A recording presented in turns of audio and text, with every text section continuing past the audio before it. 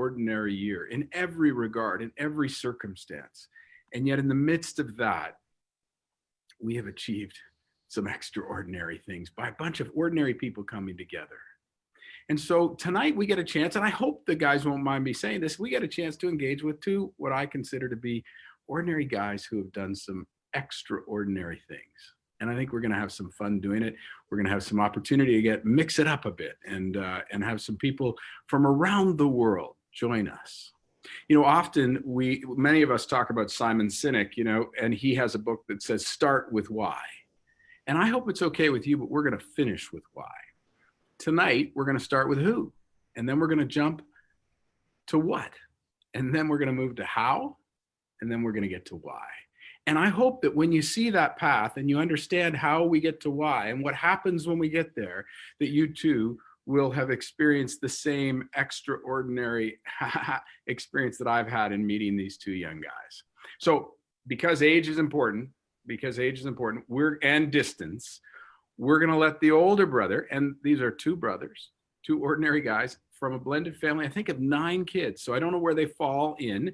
And we both will see by the end of the night, they have different last names, so they can figure out how they want to share that and who has the better last name and all that and what the competition there is. But we're going to start with the older brother.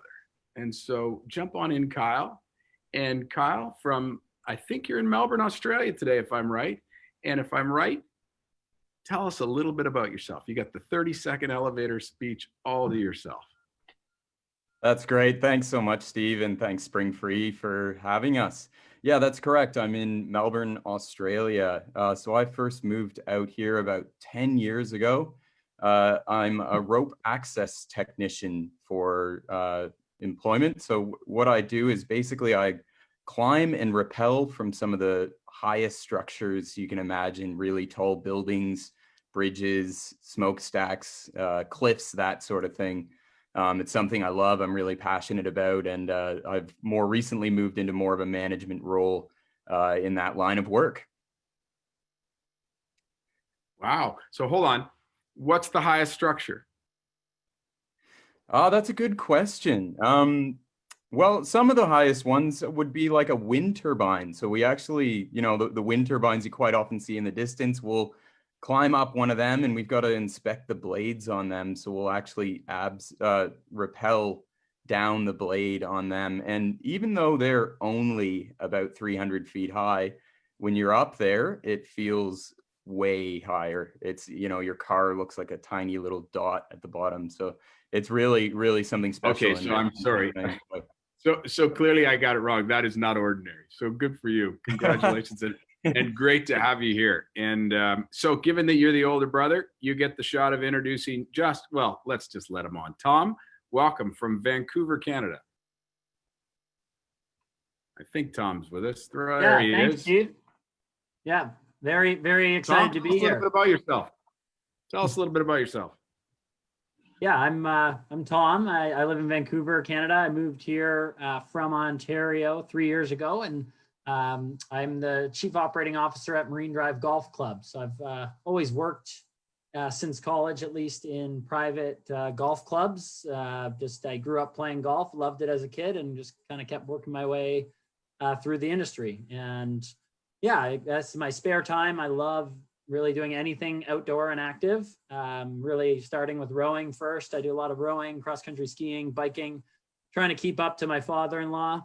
And yeah, probably my COVID great is I got engaged a couple months ago, so life is good. Congratulations. Good for you. You know, one of the things we like to do, because Springfree is about families, and so there's lots of kids that are engaged, not only just within our employment group, but for our customers. And we do have people who are watching us on Facebook Live. So Erica, throw up that picture. We'll go back to Tom. Tom, tell us a little bit about you two guys when you were, let's say, 10 and 8. All right. Yeah, there we are.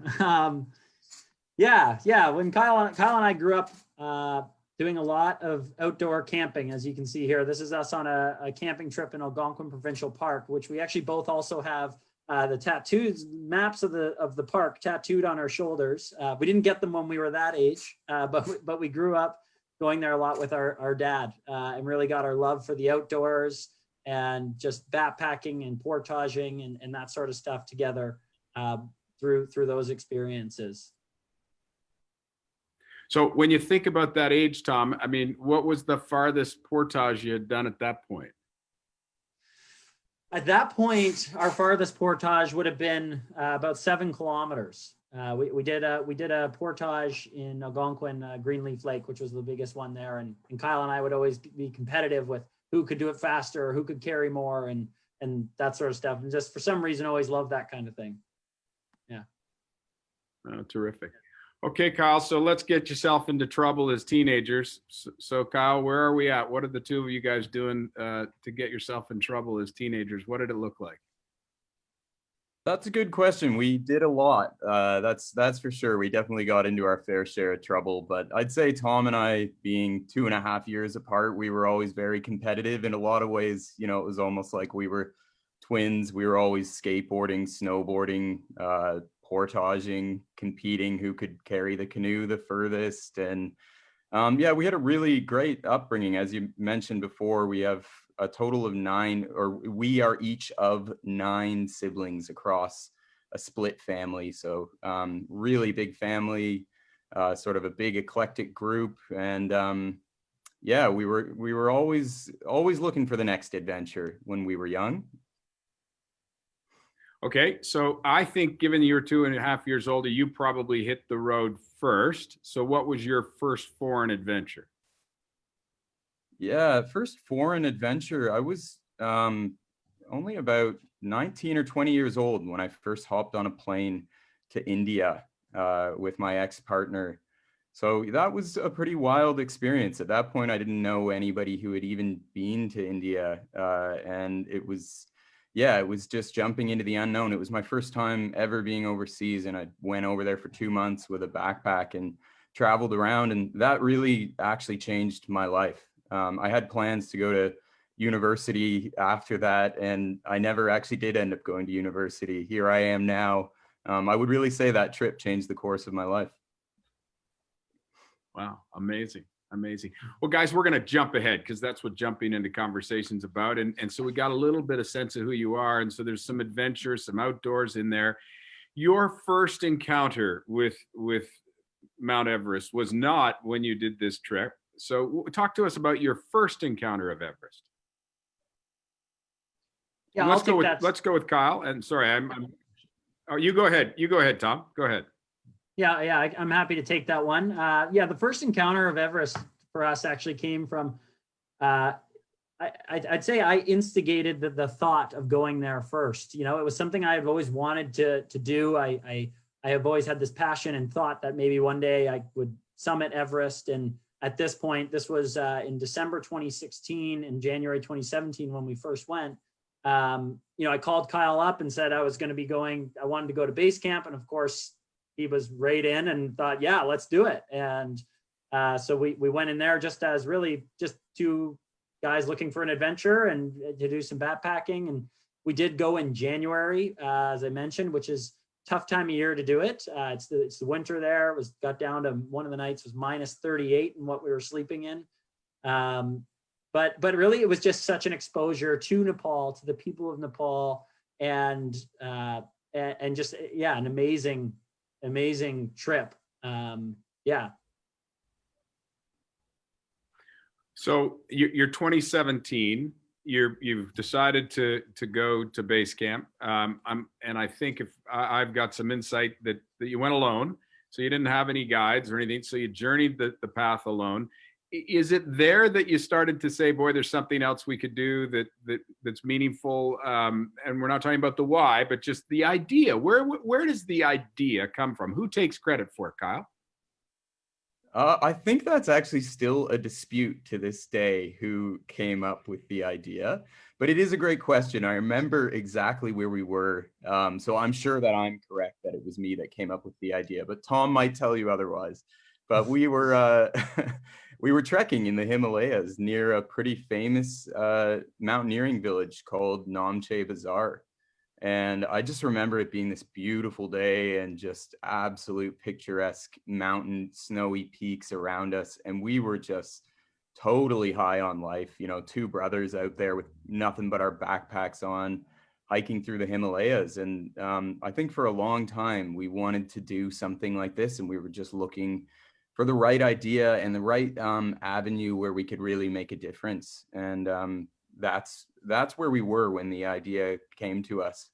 I like to say, I'm not sure, you know, if it was just that we were having such an incredible time, or if it was maybe the altitude that made us think of doing something so wild, but it came to us.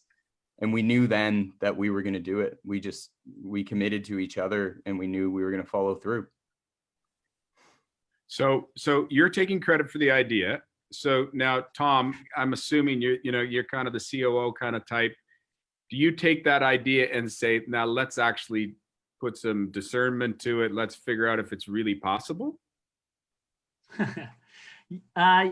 Yes. But I'm also, I would say we really just jumped into this, Steve. Like, it was really something that started as a crazy idea. We brought it up to each other. Notice how I say we brought it up to each other, just as an idea. Like, I remember us saying, imagine we had canoes up here. This would be the ultimate portage. That's exactly what we said to each other.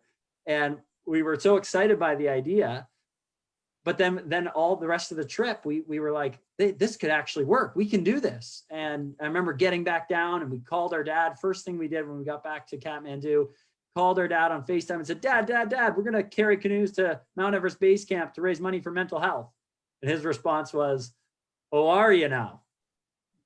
And we're like, yeah. So dad's got the discernment skills. Yes. I think Kyle and I are both cut from the same cloth, Steve, of we just believe that if we really, that anything's possible, right? If this is what we want to do, we can do it. There's going to be hurdles, and there's going to be things getting in the way, but we're going to do it. And I mean, they're definitely right away, we did start having monthly meetings and that sort of stuff to really put some structure around this idea. So it worked, but I'd say Kyle and I really came up with that together. So in the 24 months that followed that, before you actually carried out the journey, there was tons of challenges. What's the single biggest challenge that you had to overcome, Kyle? Yeah, that's correct. There were definitely, and just to add on to what Tom was saying, there was definitely a lot of planning behind the scenes. So yeah, we came up with this idea on a whim, but we had a lot to actually follow through with. There was a lot of structure we applied there, like structured meetings and planning and that sort of thing. One of the biggest ones, one of the biggest challenges, I'll actually throw over to Tom for, because he was most involved in this aspect. I know Tom knows what I'm talking about. Yeah. I mean, one of the biggest challenges was really the logistics of first figuring out the boat. You know, we came up with this idea that we're going to carry a canoe to Mount Everest Base Camp. So, okay, first thing in our next trip to Nepal, which was in January 2018, that was our research trip. And we tried to figure out, how can we find a canoe here? And we went even to a town, Pokhara, which was a 7 to 8 hour taxi drive away. And we were, because there was a lake there, and checking out all the boats. And the boats there were 10 seaters, and we wouldn't have been able to carry them, 100 feet, let alone through the Himalayas. So we kind of struck out there, finding the type of boat we were looking for. And then coming back home, we ended up, finding a sponsor who said, Cape Falcon Kayaks, who was going to build these canoes for us that were lightweight backpacking canoes, and we could take them. But then that's where the real challenge came in, which was figuring out, how do you get canoes from North America, these were coming from Portland, Oregon, and get them to Kathmandu, Nepal. And really, well, to be honest, go ahead. For our internal team, I'm going to jump ahead because I am time sensitive, and I know we want to cover some critical things. This became the single biggest headache for Kerry McEntee. And I don't know how many times he called me and said, are you really sure that these guys want to send canoes to India? Do you know where they're going to have to go? They're going to have to go to China first. And it was like, Kerry, just get the canoes to India or Nepal. And I think you had lots to do with going back and forth with Carrie in that journey. So guys, here's what I want to do, because I don't want to take up, I want to jump into the how. And the reason being is that here's what we know. We got two ordinary guys who had a vision, whose vision, whether or not crazy or not, they carried through. And that was to carry kayaks up to base camp at Mount Everest. And you're now going to share a little bit about how you did that.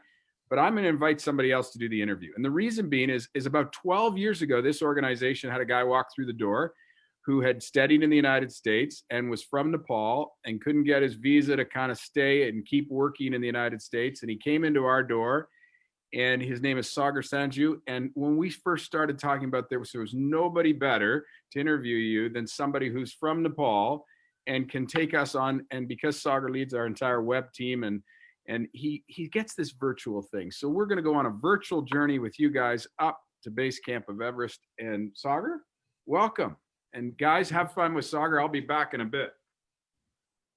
Thanks, Steve. Great. Thanks, Steve. All right. Thank you, Steve. Hello, everybody. I am Sagar. I'm the VP of Growth Marketing with Springfree Trampoline, and I lead a team out of Toronto, Canada. And I am so excited to be here hosting Tom and Kyle today.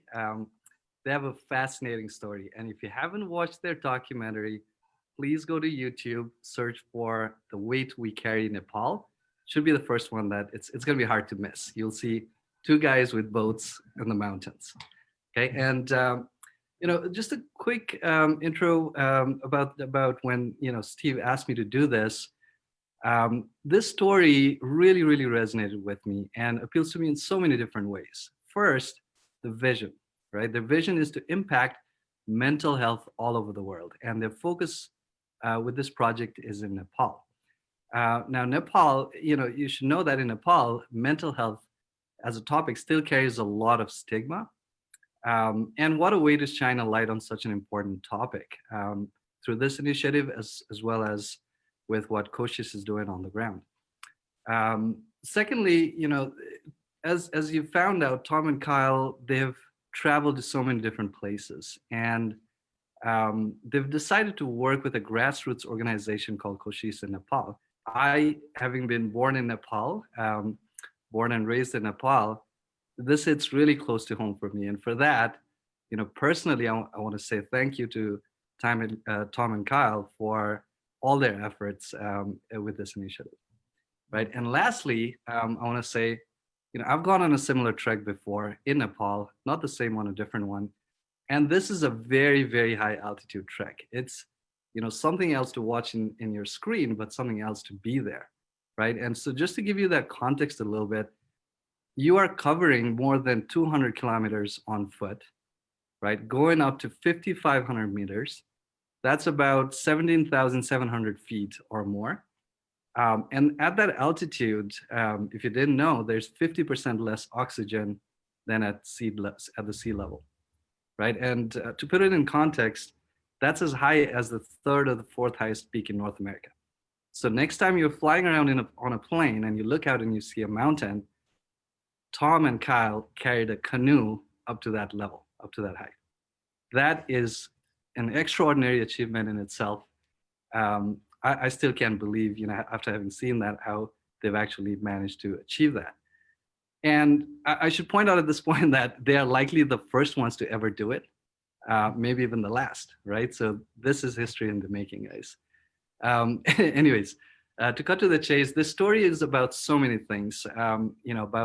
Aside from chasing your vision, it's about dedication, it's about commitment, it's about compassion, embracing discomfort, overcoming challenges, teamwork, right? And these are themes that we sort of encounter every day in our work life, in our personal lives. And so what I want to do today is explore some of the themes as we go behind the scenes with Tom and Kyle.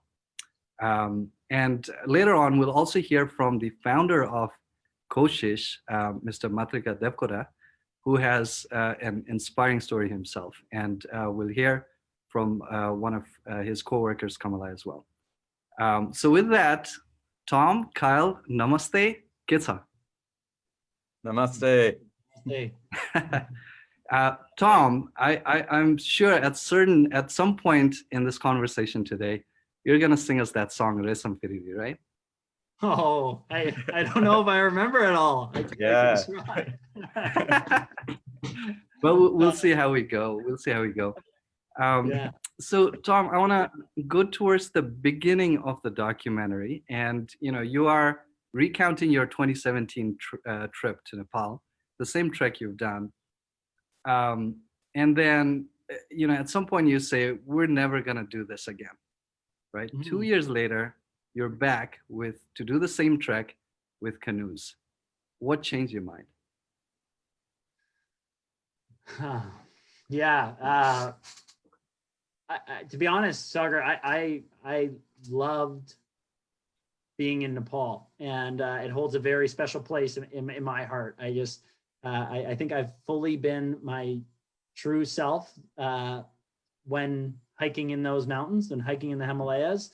And it really just, it drew me back, and not just because of the amazing outdoor atmosphere, but also just the people in Nepal are so loving and appreciative and caring and happy. And it's just a place where I just really enjoy being. And I felt very happy within my own self being there. And then when Kyle and I came up with this idea to do the weight we carry, and carry canoes to Everest Base Camp, it just felt like something that we were meant to do. And then, as we fast forwarded that from there, it was, coming back and seeing Matrika again, and knowing we were doing this all for a bigger cause, something, more than just ourselves, and just being part of something like the weight we carry was just really what brought me back.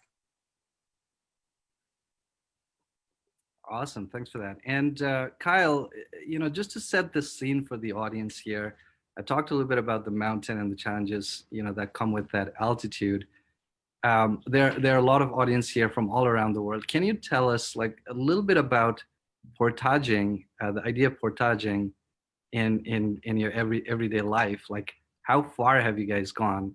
The longest distance you've covered, and what are some challenges going portaging just in a normal trip? Yeah, thanks, Sagar. Yeah, it's a really good question, because for anyone who has portaged, you would know that as soon as you put the canoe on your back, it sort of there's a bar in the middle called a yoke, and it sort of digs into your shoulders. And I find generally from about 10 seconds after you've got it on your shoulders, your body's screaming at you to take it off. So traditionally in Canada, when you're portaging, you're only doing it over pretty short distances, and you're generally taking it off to break and that sort of thing. So yeah, doing anything over 1 kilometer or 2 is going to get quite painful. So that's something we had to sort of train for and prepare for and get the right canoes for and everything. So it sounds like there's the physical training component of it.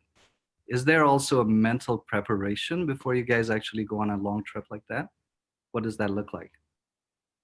Yeah, definitely. There was a lot of mental preparation. I think we had a lot of doubt, probably really in like the sort of the couple weeks leading up to the actual trip, because before then we had spent all our effort just getting it all organized.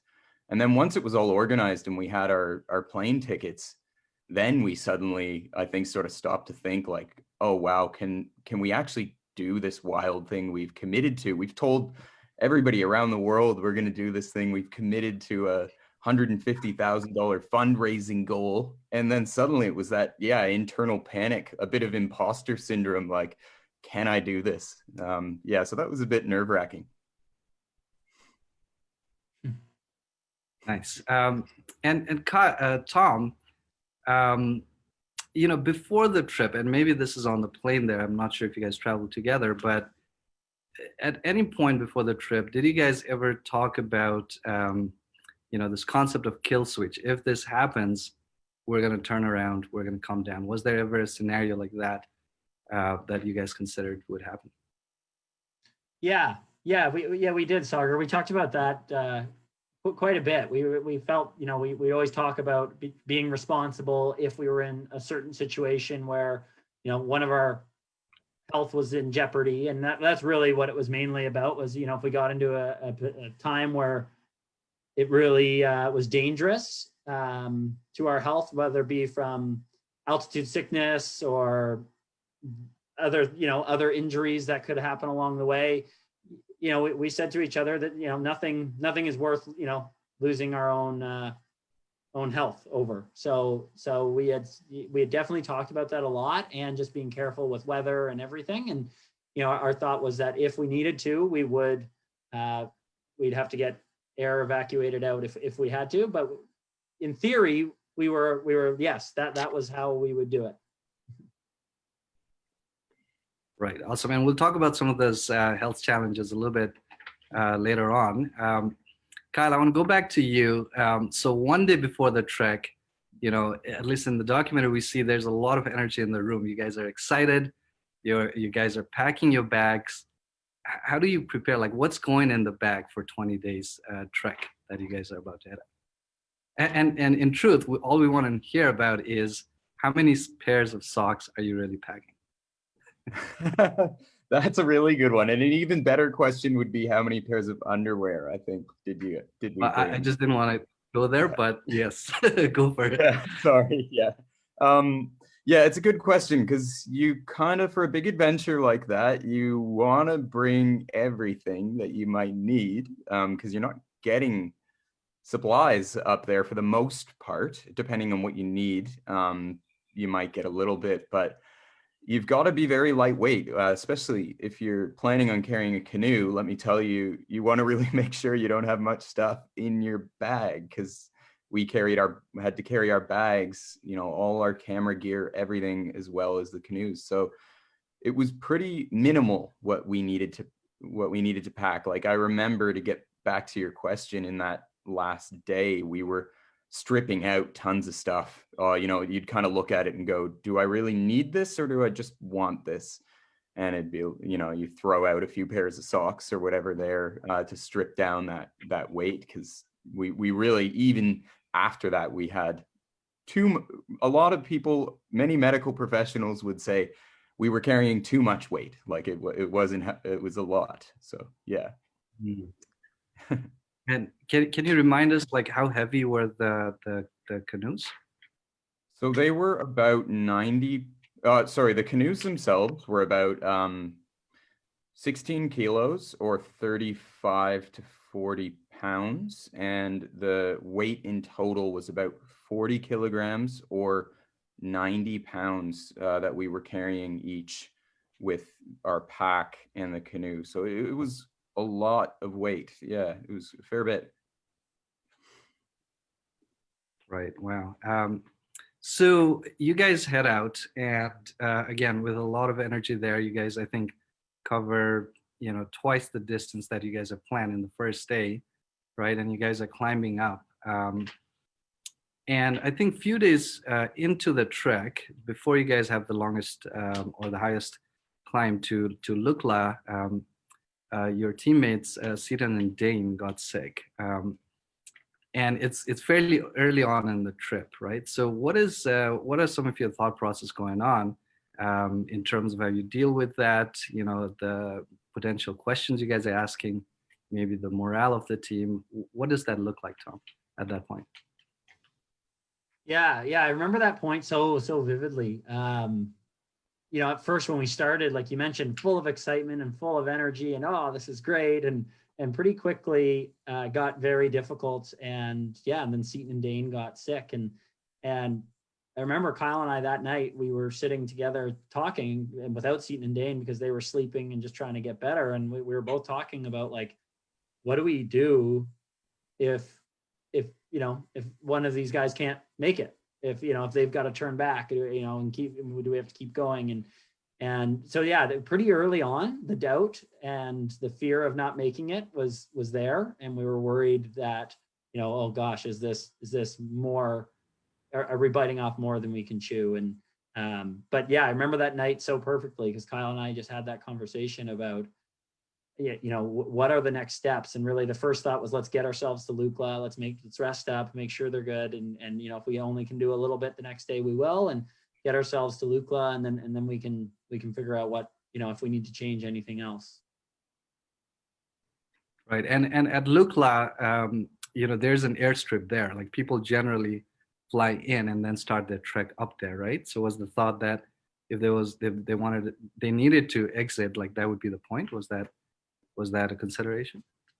Yeah, no, absolutely it was. It was, you're right, Sagar. Most people fly into Lukla, and so we felt, then if one of them was feeling like, I can't do this, they would have an opportunity to be able to fly out. We'd be down one of our support people, which would have been really tough. So thankful that they didn't need to. The other part was really, to be honest, from the first time we went to base camp, and like we knew that first week getting to Lukla is such a hard part of the trek because you're up and down through the mountains, and it's just brutal. It just hits you so hard. So we just felt like getting to Lukla was such an exciting moment and really a big milestone to make us feel like, okay, we can do this. If we can get to Lukla, although the altitude starts to get higher and higher, and that plays a different role, but just the physical output in that first week was just, grueling. Right. So Kyle, I think I remember you in that documentary. At that point, you guys get to Lukla, and I think you guys meet up with some friends there, and you guys are celebrating in a small restaurant, maybe with a double patty burger that you can swear by at this point. How good? Like, tell us a little bit about the importance of support you received during that trip, but also throughout this entire journey, because there are a lot of people cheering from the sidelines for you, right? Like, what did that mean for you at that point? Yeah, that really meant a lot. Like in the documentary, we didn't always get to focus so much on, just how big that climb into Lukla was, but it was massive. Like it took us hours and hours, and we were absolutely exhausted. I remember we were just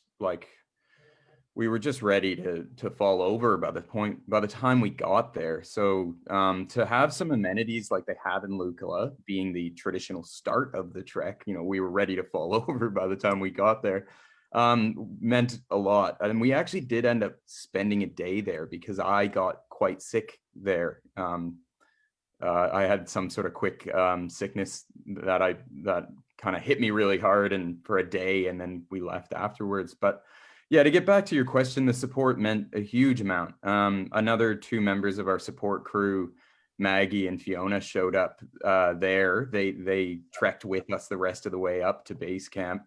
Every single person on our team had a really important role in terms that we needed every single person who was there.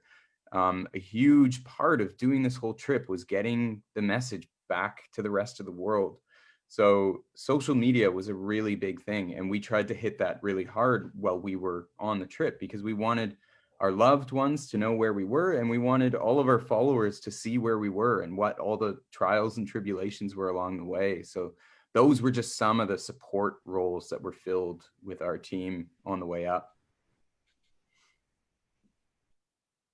Right, that's awesome. And I remember, I think there was a GPS tracker website where you could see what part of the journey you were on, right? I think I remember vividly seeing, like, halfway through the journey how you guys were making. We had something called a spot tracker, like a little device that pinged our location to everyone back home, so people could actually watch in real time where we were. And that device also allowed us to push a button if we got into any trouble, that we could send people back home like notifications saying, hey, we're in trouble, kind of thing.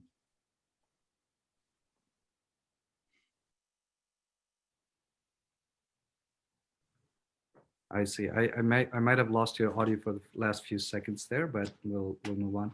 So Lukla, and you guys keep climbing. You get to Namche Bazaar, which is around 3,400 meters, fairly high. You guys are getting to that point.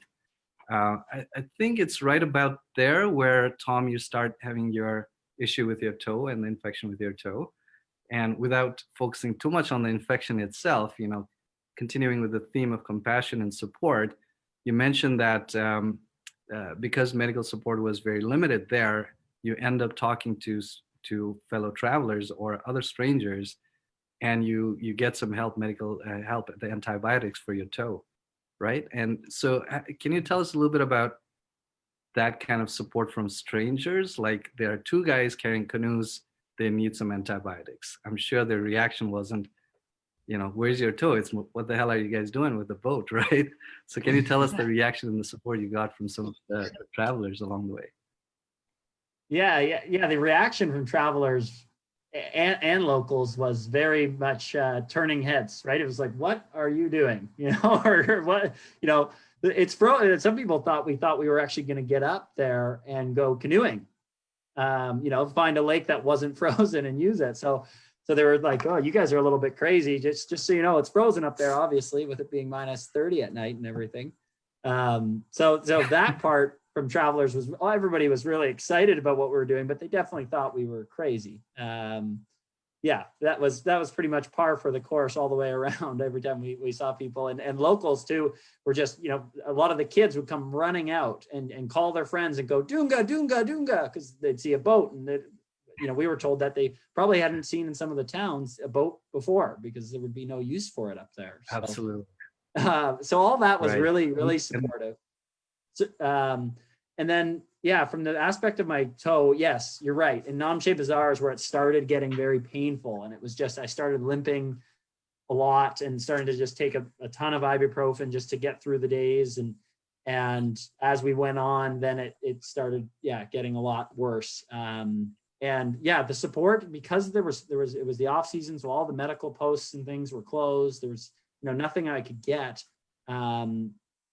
We did have some antibiotics with us, but I had taken a set of azithromycin already because I had got a lung infection when we started.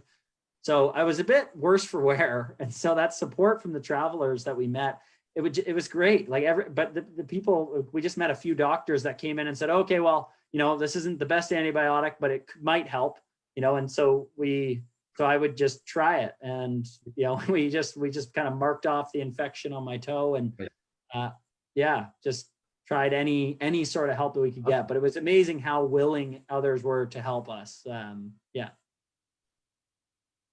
Right. Yeah. And so fast forward, you guys keep trekking along, and I think the toe is still bothering you at this point. But at Dingboche, you guys crossed that 5,000 meter mark, right? And that's I think that's where one of the acclimatization days happened there as well. Now I vividly remember, and I have a soft spot for events like this, but you guys on the acclimatization day, you guys crossed the 5,000 meter mark. There's a small stupa or a shrine on top, and you guys are just putting your hands, on top of the shrine just to celebrate, right, with the four of you guys. What did it mean to get to that point? Looking back, how good did it feel at that point? Yeah, it was incredible. I think really every day for us was really incredible. It wasn't really until we were quite close it wasn't really until we were in the final few steps into base camp that we really believed we could make it. So I think when you get to Dingboche, you're just really, really up in the Himalayas, like the 5,000 meters above sea level. You're just struggling for air at that point with all that weight on your back. It was incredible. Yeah. And to get to that stupa where Tom and I had hiked 2 years before, and just thinking about how much effort that took without canoes was, it was certainly really, really incredible. So I think that was a bit of a milestone for us getting there in a way, because also we knew we had an acclimatization day, which didn't mean we got to lie around and rest, but it meant we got to take off the canoes for a day and hike up even higher from there. So yeah, it was a really special moment for sure. And so among all that, camaraderie that's going on at that point, was there any points of conflicts or any, difference in opinions along the journey that you guys had to deal with? Because that's something we don't see on camera, right? How did you guys deal with that? Yeah. Or for the most part, everybody was. Yeah, it's a great question. You know, one thing I felt was a challenge, Sagar, was just like, I just felt irritated, you know, after I got past a certain point. And I think it was just like stripping away every comfort you can imagine, right? Yeah, not getting the nutrition you need when we're burning 6,000 to 7,000 calories a day, and then, you know, starting with the lung infection, and then a toe thing, and then a knee injury, and all this weight. And I lost 27 pounds in 25 days on this trek. And so I remember feeling like my nerves were just stripped, and I felt irritated. And if I wanted just, you know, just even to cuddle into bed, it was, you know, minus 20 in there and just freezing. And so I think I felt we did very well at managing conflict. We never had any big conflict moments, but I felt irritated and constantly testing my patience. And I think really the biggest thing was getting in, you know, after these big full days and needing to do a post, and, you know, a post on social media. And I just like had so much trouble getting myself motivated to be involved. Kyle and Fiona and Maggie, they really did the majority of all that. And I think that was one thing where sometimes I was feeling like, oh, do we need to do that? And absolutely we did. But it was just, you know, testing to, after, you know, putting out so much effort, to then come and still have to be on and trying to really make this, you know, because this is the time to broadcast this kind of stuff and get it to everyone at home who is watching and following. So that was how it felt for me. Right. Awesome. So just moving forward to the final, you know, the D-Day, you know, you guys get to Everest Base Camp, and we see the emotions at that point. Can you tell us, like, what were some of the first few thoughts going to your mind, knowing that that was the D-Day, the last destination you get to? Yeah, it was definitely just such an extremely special moment. That's almost in a lot of ways hard to describe. Like, you know, that was 2 years in the lead up of hard work that had gone into that. And that, as well as it being Mount Everest base camp that you're walking into, you know, something we had read about in books since we were young. The tallest mountain on earth is looming over top of you. You've got a canoe on your back. It was a really gratifying moment. It was just unbelievable to see that we had actually made it there. Because like I said earlier, even that morning, we didn't know whether we would. And those few steps, well, I say few steps, but I mean sort of few kilometers, last couple hours of trekking were extremely challenging. The wind was really, really heavy that morning, and it was blowing our canoes all over the place. So we pretty much had to bear hug them, like to hold them down so we didn't blow away like a parachute or something. And our fingertips were just freezing. I know our fingers were numb. We were all kind of trying to trade gloves to keep our hands warm enough. So as we actually got in there, we actually just all, I think every single one of us cried. It was, yeah, extremely emotional for us all. Yeah, we could see that in the documentary as well. And Tom, you know, clearly we saw that coming from you as well. It meant so much after such a long time preparing for it, and, you know, the journey itself.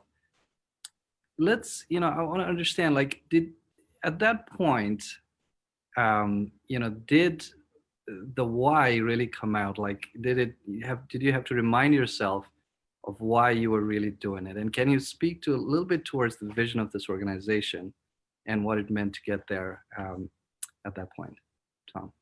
Yeah, it was. I still remember that moment so vividly, and for me, it really hit me when we were about 30 minutes away. When I started recognizing things from before, like, oh my God, we're close, and I had never let my mind get to the point that we were going to get there until then.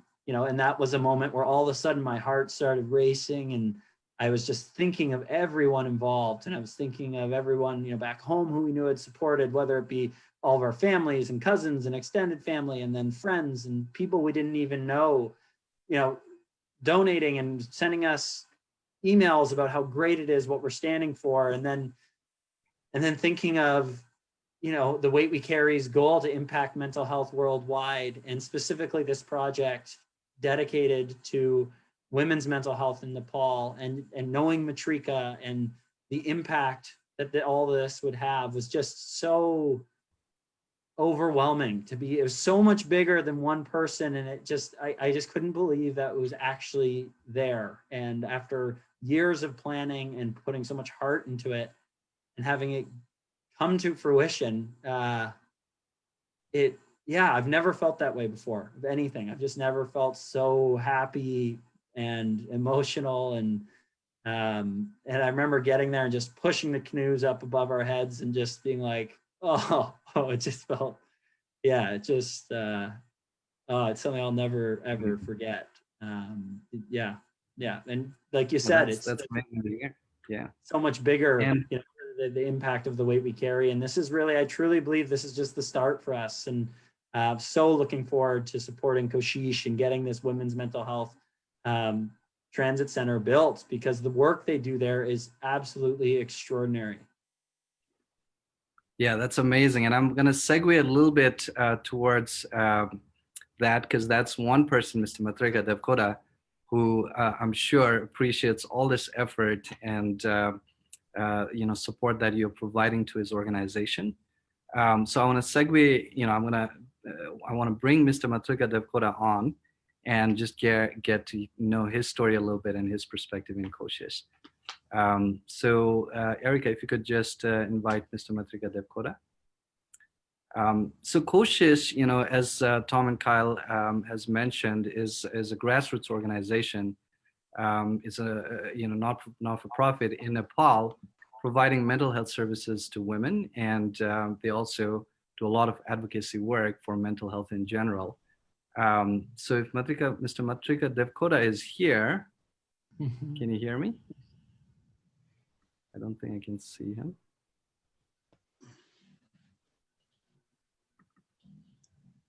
I can see him, Sagar. We see him there.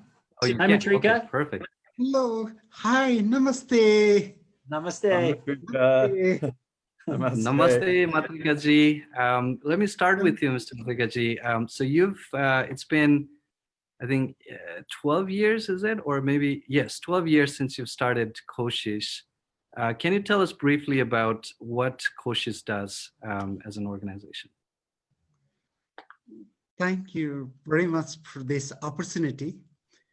And I'd like to start from my own life, that I got mental health problem in my teenager when I was 15. Then I didn't know, my family didn't know about that was the health issue. So I had to wait quite long for get treatment. So I got treatment after a decade. Then while I restored, my mental well-being, then I realized that not just for me, it can affect to so many people all over the world and also in Nepal, everywhere. So I thought that, but stigma is so high that no one like to talk about it. I realized that, I have to start breaking the silence, like anyone like the physical health issue. Mental health also is integral part of the human, health. Then I decided, I should start speaking up. And I first went to national television and talked about my story. And then I started helping people. Then I started, speaking. I started visiting people. Then I met like-minded people and to start organization that my passion and my suffering that brought to the energy and to give back to my community. Then it came as my passion that I had never thought about starting organization. But my passion converted as an organization KOSHISH in 2008 August, and as an organization, to continue to raise the voice behalf of voiceless, and also the hope for the abandoned people with mental health issue. Like I didn't get treatment on time. I had to wait for 10 years. And I had, quite struggle, like I had gone through the suicide attempt, and my life was, almost gone. I restored my life back. So every minute, every second, I want to give back. So that's why my passion converted as an organization and continue. And this is my lifelong commitment. I will continue this. Wow, and we're so thankful that you're safe, and it actually inspired you to help others, and here we are so many years later. You have an amazing initiative making a difference in a lot of people's lives. So when you heard Tom and Kyle and their idea to carry a canoe up a mountain to do some fundraising for your organization, what was your reaction to that idea? Thank you, Sarah. Especially for the fundraising for the mental health. That is the very hardest things. And there would be many other people who would also approach me, and they would think about like, hey, Matrika, you're doing quite amazing. We want to follow you. And then after 6 months, and they would say, oh, sorry, Matrika, we don't want to give you false hope because I tried and we couldn't do anything. And, I was thinking, oh, these young guys, and they're speaking, but I like to listen from them. I was not pretty sure that, whether what they are saying that they will continue, because like their hardship journey, and also the taboo that's raising for the mental health issues, giving monies, raising the, first of all, I was quite neutral. Okay, but I want to listen from you. Yeah, I was quite neutral, that I was not, very hopeful that they would do like that, what they have accomplished. I see. And so can you tell us, one last question here, what will the impact be of this fundraising, of the funds you're getting from this initiative? What will be the impact to the people who need these services? Especially one life is, too much and precious, and no comparison with any financial resources. So we're trying to help women who are abandoned in the street, or they're abused in the street, or even tied up in their own families. And also, like, some of these women are in the forest because of mental health issues. We're helping, but it is rent and not having enough space. So we were dreaming for the land, and the midway place that they can, refugee place, they can be comfort there and get care and some professional support, and they will go back to family. So it will be much, we'll be able to help more women, and also more sustainable ways, like we not just care, for short time. It will help that, we'll having building as well as agriculture, farming, therapy center. These women will be engaged in farming, and they go back to their families and will able to follow up with their farming. So, and we will continue helping to more women and their sustainable solution, and giving them respect and full of dignity, and also sustainable hope for them and for their family. That's amazing. Is Kamala there by any chance? Yeah, Yeah, I'd like my to ask colleague her. Kamala is here. So one of the beneficiaries of what Mr. Matrika Devkota has done is, sitting right in front of us, Kamala. Can you please share us your story, if you don't mind, because I think it's very inspirational, and a lot of gives us a reason to believe in great initiatives like this. So if you don't mind. Yeah, sure. I was on the streets and I was rescued from the streets by KOSHISH.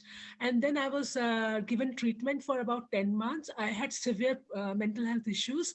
And I was given treatment at the mental health center of KOSHISH for about 10 months. And after treatment, I recovered and I had no place to go to. So I started working for KOSHISH. Matrika sir gave me a job in KOSHISH. And initially I worked as a cook for 1 year. And eventually I upgraded. Now I'm working as a program officer in KOSHISH. And this transformation of my life, this new life which I have got, I'm grateful to KOSHISH for that. When I was very young, I was sold into, yes. Yeah, I was just going to ask, your English is perfect. And when we first connected, I asked you the same question. How did you learn English? Well, I was working as a tourist guide in Nepal, and I was carrying bag of somebody. The bag had narcotics, and police caught me. So I was 10 years in the prison in Kathmandu, Nepal. And in the prison, there were many foreigners on visa cases and narcotic cases. So I used to wash clothes for them, cooking for them, and they used to teach me English. So that's how I learned my English. I mean, hardship also has a silver lining. So that's how my English became good. It's credit goes to my teachers. Wow, that is so inspiring to hear. And, we wish you luck with KOSHISH and Mr. Matrika as well. All the best with all the initiatives. Tom, Kyle, I'm going to hand this over to Steve now, and he has some exciting news for us. Hey, it is terrific to have you all. I mean, it's very early in the morning in Nepal. We're in the morning in Australia. We're evening here, afternoon in Vancouver. And what we talked about and what we learned is that two guys, ordinary guys, did some extraordinary things. And one of the things that's so great about Springfree is we have some amazing partners. So we put out this news that we were doing this, and I had talked to Kyle and Tom. Tell me, where are you at with your $150,000 goal? What's your shortfall currently? Tom, go ahead. Yeah. Sorry, I'll jump on that. Yeah, Steve, we're currently $26,500 away from our goal. So today, just so you know, interestingly enough, so I had put that out, and one of the things that comes with having an extraordinary group of people that we work for, we have some amazing partners. And so our net suppliers, which Alex and Ken and Madsen, they stepped up, and they then spread the word as well with myself and the group at Pultron stepped up. And then our Action Plastic guys in New Zealand, they stepped up. And so what I can tell you today is that collectively, we have covered your shortfall of $26,500. And you are now at complete fundraising, and it is up to you now to manage the relationship with KOSHISH and ensure that this building gets done. And so we have pledged to you the necessary support to get you across the finish line to 150. Wow. Oh, wow. I can't. Thank you so much. Interestingly enough, what I want to say to you guys is when you have a journey that starts in 2017, and here we are at the end of 2020, and we've gone through COVID. And when we came about this story early on through shipping the canoes in the very early stages, and have seen this journey with you, I have a great friend, Paul Henderson, the hockey player, who always talks about finishing strong. And so internally with our staff and our partners, what I can tell you is that everybody wants to see you finish strong. And so we hope that happens, and we hope that turns into a building for mental health and a women's shelter in Nepal, and that all of this has resulted in an extraordinary outcome, especially in the midst of 2020.